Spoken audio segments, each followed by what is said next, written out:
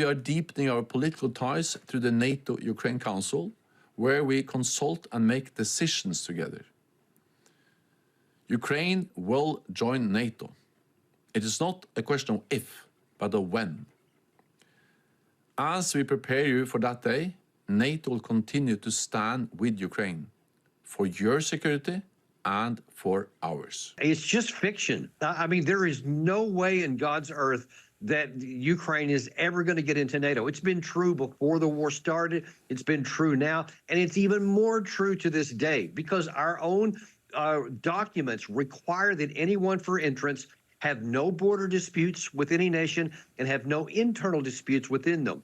Ukraine has been fighting effectively a civil war between their east and west since 2013, 2014, and they kind of have some issues on their border. So that's complete fiction that Stoltenberg is saying, and I can only imagine it's to keep people continuing to give money for the process here because it's not realistic. You know, and Colonel, just today there was news that other countries may be admitted into NATO as well. They talked about a handful of new countries being admitted into NATO, and it begs the question, you know, being the biggest supporter, biggest financier of NATO, America, does that mean we're exposing ourselves to even more risk if someone has a beef with one of these other countries?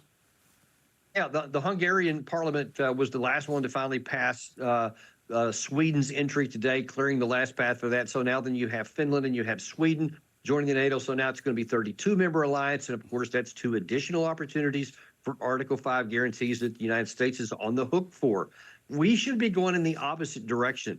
We should be saying, hey, it's time for these rich European countries to take the lead in their own defense, not expand more opportunity for us to have to go and fight for them.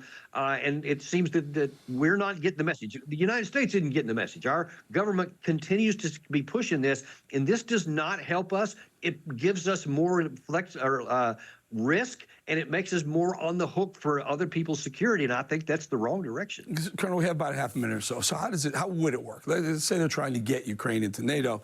There would have to be some sort of peaceful solution to Russia, Ukraine, and then they'd admit them, and then we would be on the hook if crazy nut job Putin decides to do it again, then America's on the hook? Yeah. Look, Stoltenberg admitted a few months back that the war started because Putin said, hey, make Ukraine neutral and we won't fight. Take NATO off the table and there won't be a war. And he said, no, we're not going to do that. So then Putin made good on his threat. That will never change, whether it's Putin or somebody else after him in the future. If Russia was willing to go to war to keep Ukraine out of NATO, then they'll continue to do that into the future. And there's no way this becomes reality.